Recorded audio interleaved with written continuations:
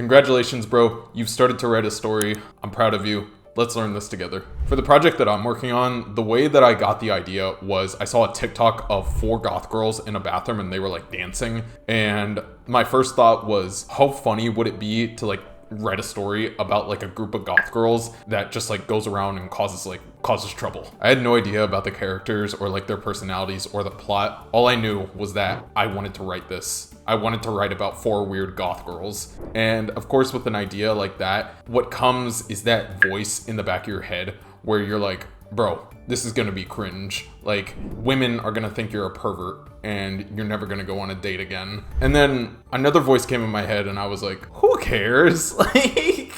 Like the fact that I want to write this series, like that just kind of tells me if it's piqued my interest, then it's gotta pique somebody else's. Like at least like 1,000 people. But 1,000 is being generous. Like I want a pretty large following.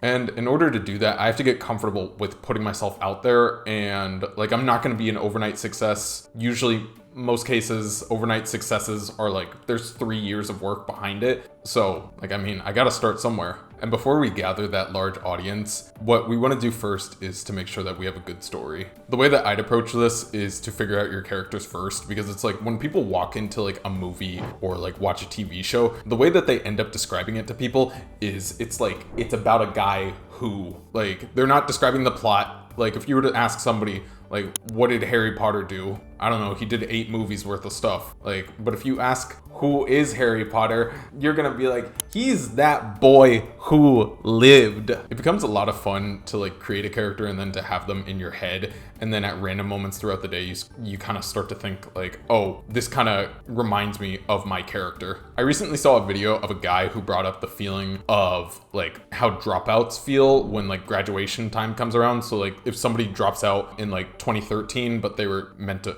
2013, I'm gathering this from real life. If somebody drops out of like high school in 2013, but they were meant to graduate in 2017, like May 2017 comes around, like imagine how that dropout feels. Like the feeling of like missing out. And I was like, this sounds like kind of like the general backstory that I've written for my characters. So what I've done is I've Control-C, Control-V, and pasted it. This guy telling this story immediately reminded me of like one of my characters and the general past that I had written for them. And it kind of makes like your heart flutter for like a moment. It's almost like you go to the mall and you see a friend there and you weren't expecting to see that friend, but then like a hangout spawns and then it's like you're like so proper excited to see them. And like that's kind of how it is. And those hangouts are heavenly, absolutely heavenly. I then look for a premise, like 4 goth girls causing trouble. I got that from a TikTok. Story ideas, much like business ideas, like pop up every single day. We just kind of have to notice them. But for story ideas, what I would do is I would shape it around something that is like something that you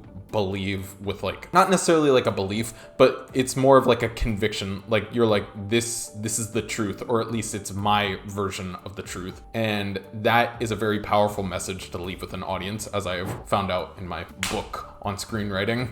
And this applies to every single type of story. Like whether you want it to be like some like large fantasy story where like one guy is going from like one side of the country to the next, like everything should come back to this like core truth that you know. So if the message you want to leave someone with, for example, is like, despite the odds, anything is possible, write a story with those stakes. So like give like the protagonist, give him like a proper like villain to defeat, like that it seems impossible, yet despite that he conquers the odds. I've also found that exaggerating real life kind of helps to find a premise. Like for example, I can't see very well without my glasses, but if I somehow got the vision or got the ability to see like past walls, like it's like, what the, first of all, second of all, like, okay, how did I get that power? What am I gonna do with it? And then what are the consequences of that power? I'd also recommend going back and watching movies that like you loved as a kid and then you still love today. So like,